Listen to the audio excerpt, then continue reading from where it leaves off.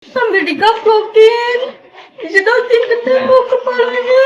Tangis Yuni, anak tewas dianiaya ayah tiri di Cicalengka, meninggal di pelukannya.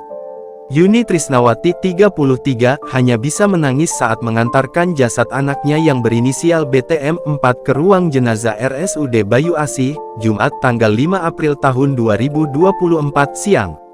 Ia tak menyangka, anak kandungnya itu meninggal dunia dalam perjalanan dari Cicalengka, Kabupaten Bandung ke kampung halaman di Kabupaten Purwakarta, Jawa Barat.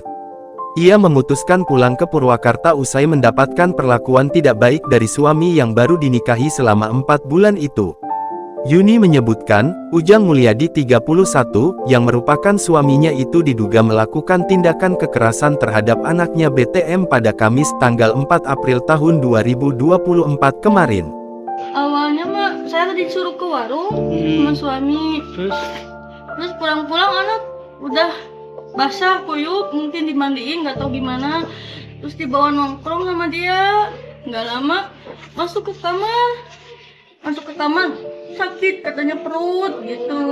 Udah gitu muntah-muntah dari sore itu sampai malam. Pada malam hari, ia mengatakan, Ujang berusaha untuk menyuapi makanan ke BTM secara paksa.